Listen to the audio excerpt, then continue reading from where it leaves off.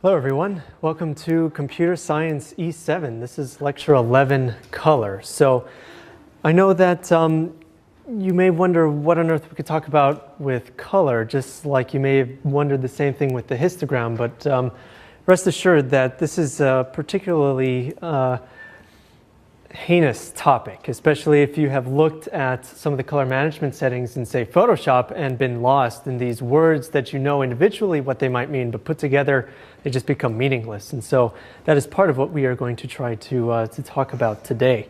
So first of all, I did just want to mention a couple of things. So don't forget that the final project proposals were due today, but also we published the instructions for sending us your final projects. Realize that these are modified instructions for submitting files to us, because now we are allowing more than just images. So for example, if you were to create a book, for example, out of your images that you make for your final project, or a website or something like that, any type of file that is not a JPEG will be difficult or practically impossible to upload to Flickr. So we had to supplement that by rolling our own sort of submission code. So just to give you a very general overview, any images that you create for the final project and that are final images. So for example, if you make a book and you have, I don't know, a dozen or so images in that book or more, for example, then you will submit those JPEG files to us separately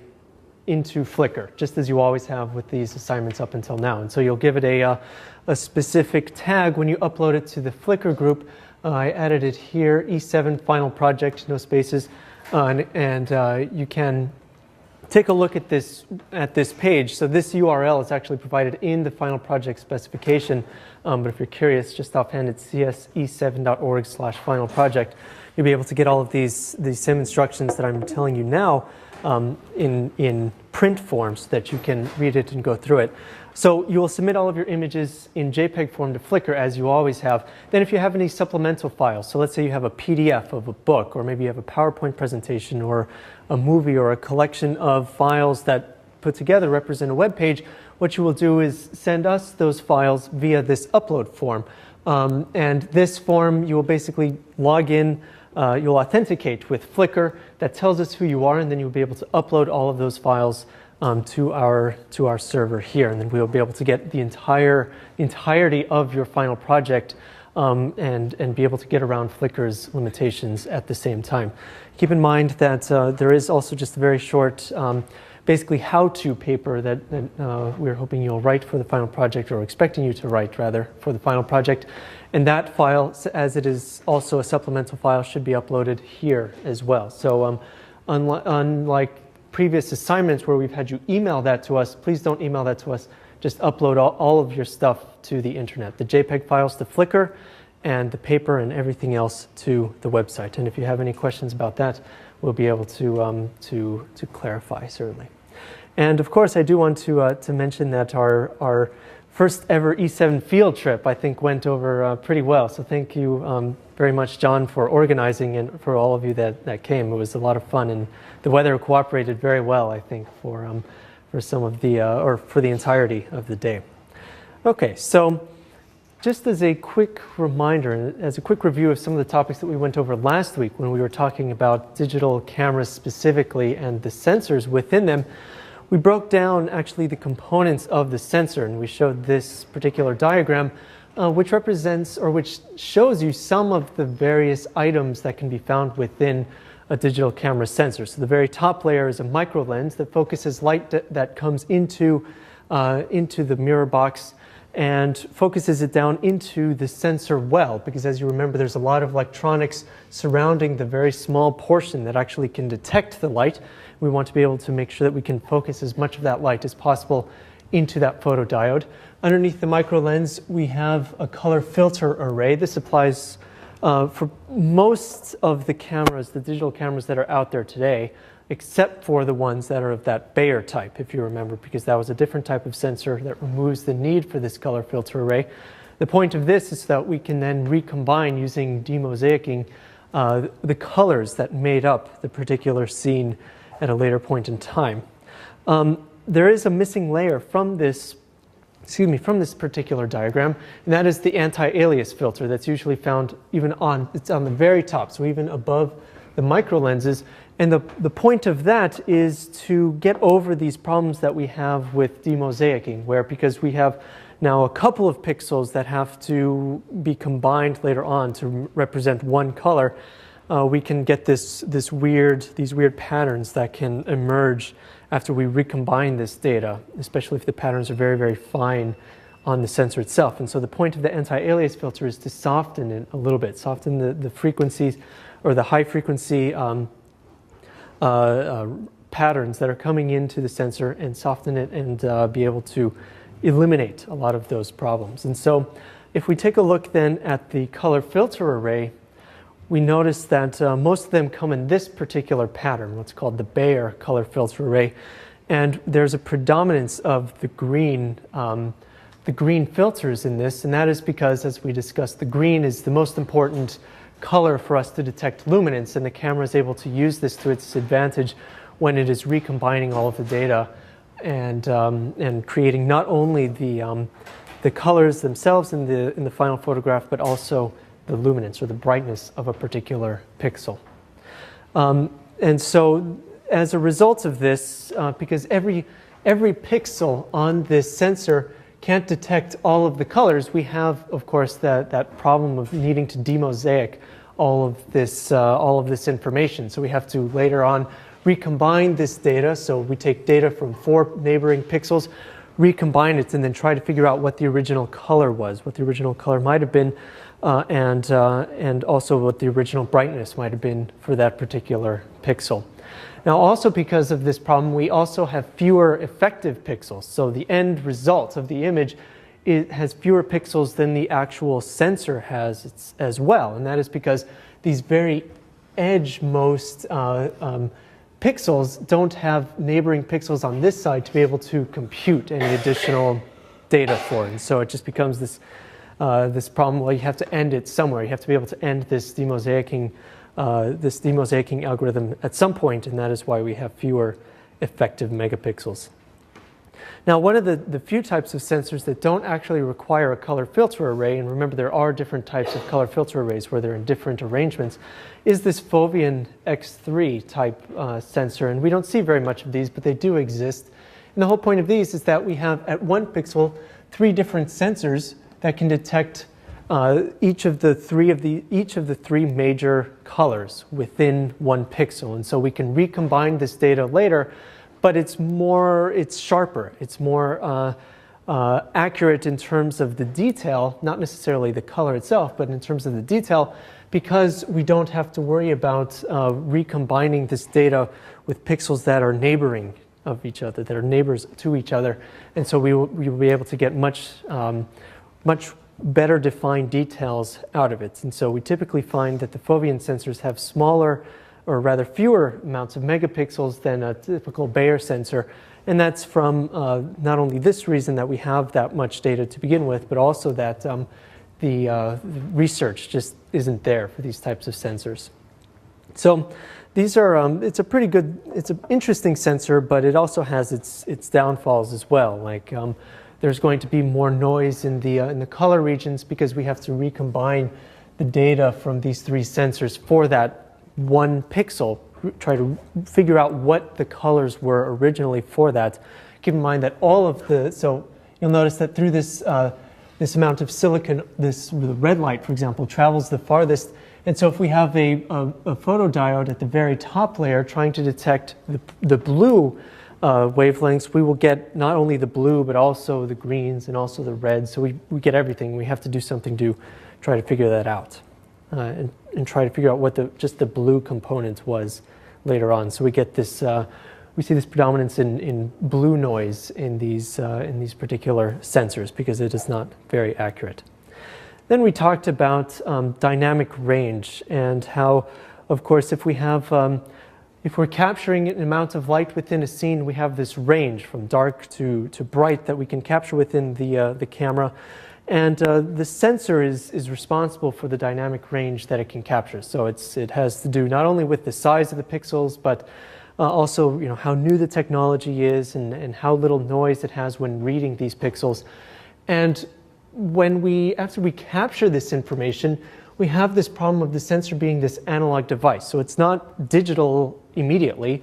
We have to convert it into a digital signal, and that is the job of this ADC, or this analog to digital converter. And what all that does is it just reads how full essentially that pixel is, and then it converts it to a binary number, and then it will be able to provide that binary number to the camera CPU to be able to process or to do something with. And we talked about how we can have a sensor that has very high dynamic range, but if we have an ADC that has a low sampling, then that could be bad for us, because we may not have then the tonal range within that within the possible dynamic range of the sensor, because we don't have enough values in the ADC to represent all of the values that the sensor can represent.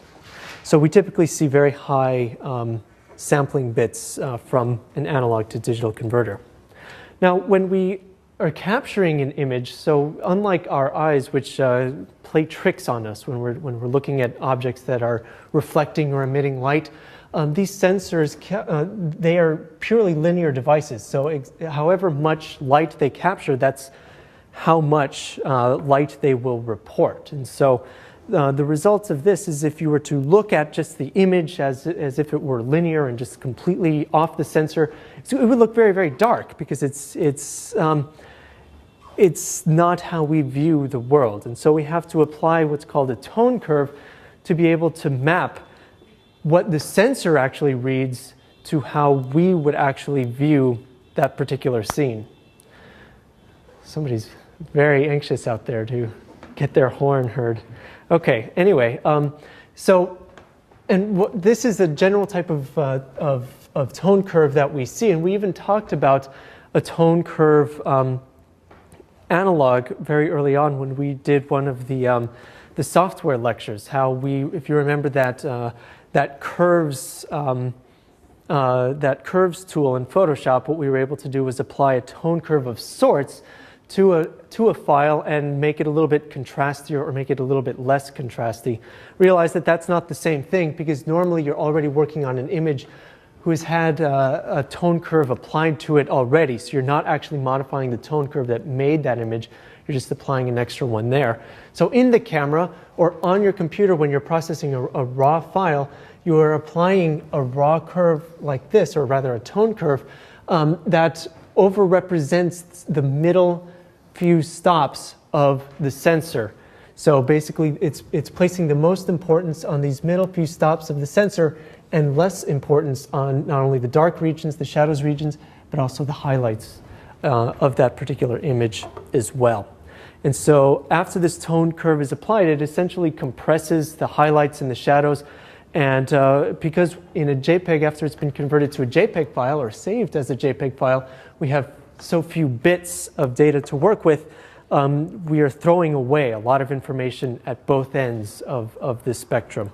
And so we use this as a reason, among many others, to use RAW over JPEG if you want the most quality out of your images. You will have the best ability to be able to modify them with the least impact on, or the least negative impact on quality. And as you'll see today, when we start talking about color, that same sort of thing applies even to a lot of these details that we'll be talking about today.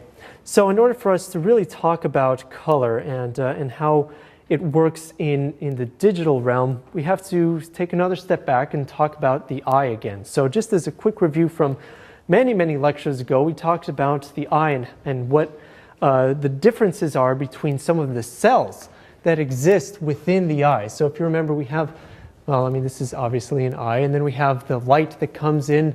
It's focused by the lens, it comes in through the iris, and it's focused basically everywhere on the back of the retina. But we have this portion of the eye called the macula, where we have the highest concentration of a particular type of cell.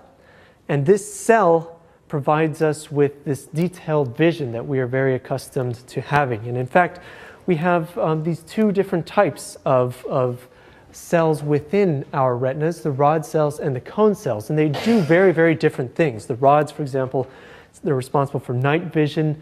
and they detect motion very well. They're not really in the fovea, but they are scattered through, around it. So they are what predominates in your peripheral vision. And they're stimulated by monochromatic light, so they cannot view color, for example. This is opposed to the cones, which provides us our detailed viewing in the smallest 2% of our vision. So right in the center of our vision, we have a predominance of cones. It's less sensitive to light, which means that it's very good for day vision. It's concentrated in the fovea, as I said, right in the center of our vision.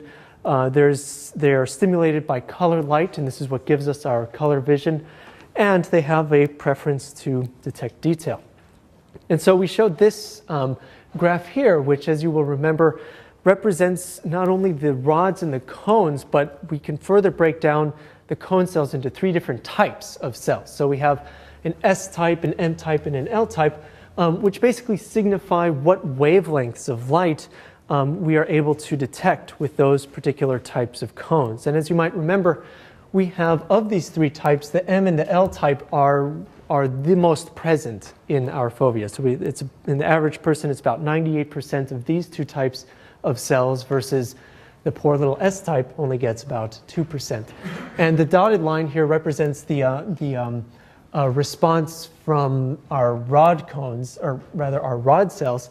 And as you can see, it drops off significantly right before the red. So because the rod cells don't actually get stimulated by red light, when you're, just as a quick reminder, when it's dark outside and you need some little bit of night vision, it's good to use very, very red light. So nothing that has a mix of light, but pure red light will not destroy your night vision because it's not going to stimulate your rod cells into readjusting for a brighter light. Okay, but anyway, you can see that we have a lot of things going on in our eye, and then all of these cells combine their signals, send them to our visual cortex in our brain, and we have to be able to figure out the colors that we are viewing, and this is done largely by the processing in our brain. And so we get a variety of wavelengths that are visible to us, all the way from 400 nanometers all the way up to just about 675 or so, which represents the spectrum of visible light that we can see. So color perception, this isn't the easiest thing in the world. It's difficult. It's not only difficult for us to understand how it works biologically, but it's also difficult for us to understand when we're viewing colors. And I say this because our brains play tricks on us. We don't see things the way they might actually exist in the real world. And I have a couple of fun examples to show you that prove this. So some optical illusions here. How many of you have seen this before? Oh, good, not many, so don't spoil it for the rest of us. But this is a particularly neat one. You'll notice that there is, say, a tile floor and there's some cylinder resting on it. There's a light on the far right casting a shadow of that cylinder onto the tile floor. And you'll notice that 2 of the tiles in particular are labeled A and B. A way up here, B right here. Now, the neat thing about this optical illusion is that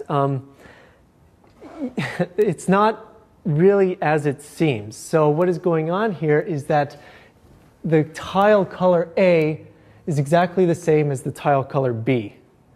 And this is, it's messing with our minds because we perceive this shadow here and we assume that it shouldn't be any lighter, or any darker, but it looks the same. I mean, it looks lighter, but it's actually the same. Okay, you don't believe me, so watch this.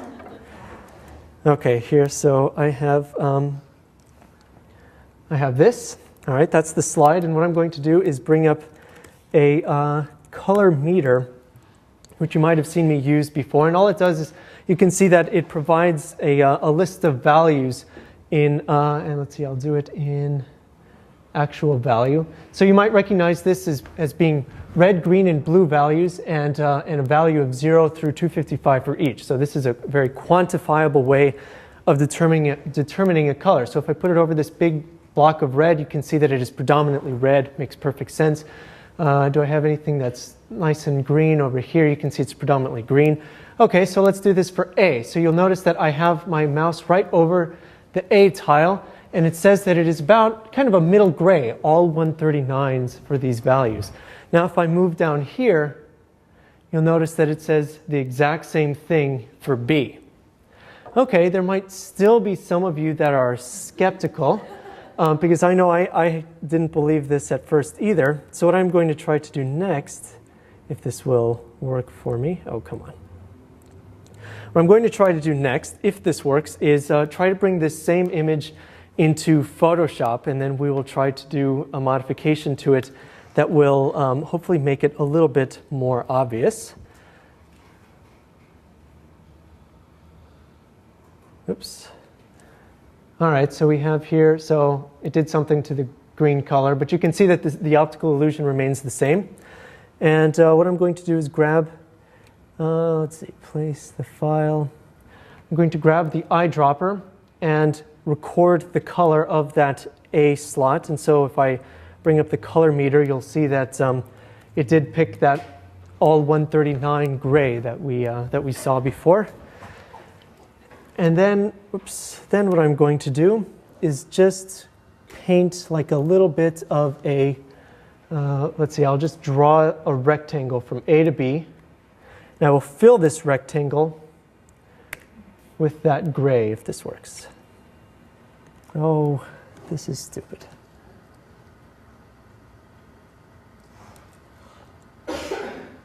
Smart, well, let's see. Try this again. That's stupider. Oh, this is, okay. All right, so here I have just filled it completely with that color. Now that there's this color bridge, you can actually see that they are the same color, but still it is playing a trick on our mind. And so the reason that this works is that you'll notice that there's these tiles here. So this is the dark tile in the section that does not have a shadow, and the shadow makes this dark tile get darker. And this, what was previously a light tile, now was, I mean, they just use the same color as the dark tile here, but because our eyes are used to, or our brains are used to seeing this pattern of dark and light and dark and light, it tricks us into looking at this in a very, very different way. Okay. Well, I always like that one. I think that's fun. But I have even yet another optical illusion to destroy your brain with. Okay? So as soon as my computer comes back up. Okay. I'm going to show you a picture. This is a picture that I took a long time ago. And I want you to stare at the black dot at the very center. And I promise nothing scary. You know, nothing's going to jump out of the screen. Nothing stupid or scary is going to happen. This is a legitimate optical illusion. And so I want you to stare at this. I'm going to talk about stuff for about 30 seconds while you stare at this. And what you will see when I change the slide, you may not actually notice that I had changed the slide, well, you probably will, but the slide will, it will be the same image, but the slide itself is going to have a slightly different color tint to it. And so it is this that I want you to pay attention to. And so somehow I managed to talk for 30 seconds without actually saying anything. So I'm going to switch to the next slide now. Okay, close your eyes, shake your head a little bit, and look at the slide again. Do you see what happened? So you saw for a brief second the inverse color. You saw the correct color for this image, which was a red building and a blue sky, when before you'd just been staring at the inverse, and then I flipped it over to this black and white, or this gray representation. And the reason that this works is that our eyes, or our cells, the cells in our eyes respond to various stimuli. So if there's a very strong predominance of a particular color, our eyes will try to battle that, and it'll get used to it. Very much like our bodies get used to pretty much any substance or any sort of stimulus we are able to ignore after a little while. The same sort of thing happens in our eyes. And so when we switch to this black and white one, we see the inverse. of that color that had existed before. So I made this a few years ago, and I used to know how to do this, and I think it's pretty easy. I think all you have to do is you just take an image into Photoshop. You literally take the inverse of the colors, which is pretty easy. It's like, at least on the Mac, it's like an apple. I think it's the key Apple I, and then on a Windows machine, it's probably Control I or Alt I or something like that. And then you save that as a file. You put a black dot in the center. Then you just convert it to black and white and do the same thing. Put the black dot in the center. You'll be able to amaze your friends, just as I have done, hopefully, to most of you.